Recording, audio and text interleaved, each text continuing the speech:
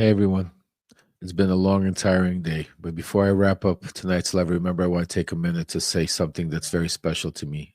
Thank you, thank you, thank you. Yesterday we were number 8 on Subtech new bestsellers. Today we hit number 2 in world politics category.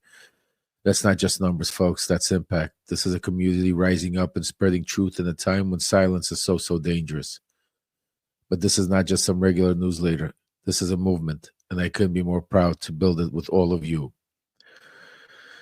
But I want to tell you, even though you might have looked like a quiet news day, but behind the scenes, Donald Trump, he was on fire. I want to walk you through what I've been hearing that's been going on behind closed doors. So, first of all, Trump's anti journalist agenda is escalating. My sources are telling me that Trump is continuing to pressure his DOJ and inner circle to go after independent journalists, whistleblowers, especially those speaking out here on platforms like Substack, TikTok, and YouTube. Now, this isn't just about fake news anymore, folks. This is a targeted strategy to shut down the voices he can't control. And he is very serious. Let me tell you, he's got people making lists. Now, the deportation pipeline is expanding. If you remember what happened yesterday with Kilmar Abrego Garcia, the U.S. resident who was ripped off the streets and sent to prison in El Salvador. Despite a Supreme Court order, Trump is still refusing to bring him home. And today, my sources are telling me he doubled down, telling those closest to him there's no chance he'll reverse the course. Now think to yourself, that's not policy. That's defiance of the law. That's a direct challenge to our Constitution. And now I'm hearing he's pushing to expand that policy, folks. He's working behind the scenes to identify more cases, more individuals, more ways to create a deportation machine with no oversight whatsoever. And then the market's bleeding with his tariff whiplash. His on again, off again tariff war is back in full chaos mode. I hear he's been speaking to Pierre Navarro again and his other economic circle. Trump is more defiant than ever. He's threatening to raise tariffs on key consumer goods all across the board, folks. And my sources say that there's no plan, no strategy. It's just going to be headlines and revenge, and everyday Americans are the ones that are going to pay the price. You're talking about food, clothing, medicine. Everything is on the table. And you're wondering about Trump's long-term power play that I used to talk about.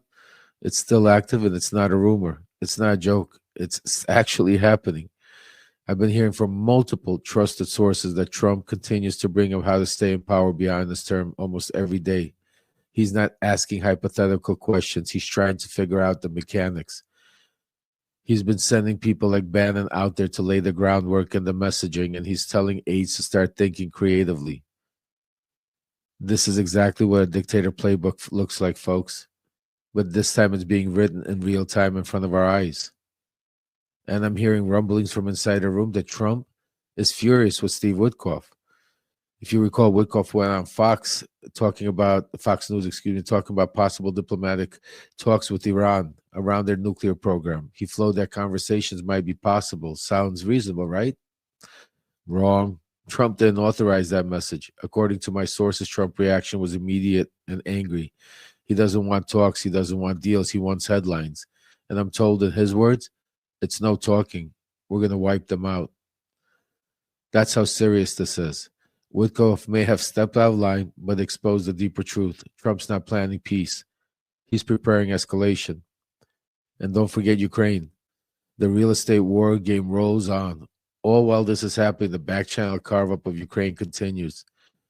You've heard me say it before, but it's becoming clear day in and day out. Remember the names: Witkoff, Dmitriev, Kushner, Prince, Golubchikov, Taiwanchik.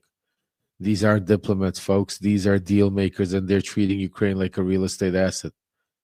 The peace plans, they're scams. Their negotiation taxes to divide the land rewarded oligarchs and set up reconstruction contracts only for their own profit. And they're doing this all while the bombs keep falling. While the bombs are falling, they're talking about rebuilding. Really? Folks, this is why I'm here. I'm here putting it all on the line every single day to bring you the truth, to bring you the information the media won't touch. And you, this community, you are what makes it happen for me. You are what makes it possible. Your support, your continuous subscriptions. So I'm asking you, please restack this post, share it, tell a friend. And if you haven't yet considered to become a paid subscriber, this week we're going to start our live Q&As. I think it's going to be Thursday or Friday. And we're going to have inside drops coming this week also, because your support is what keeps this platform alive. It's what keeps me going.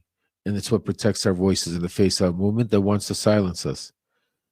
You remember, we don't have billionaires, we don't have the machines, but we got the truth and we have each other. So for tonight, I want you to stay safe, stay loud. This is Love Remembers, and we're not stopping. Good night, folks.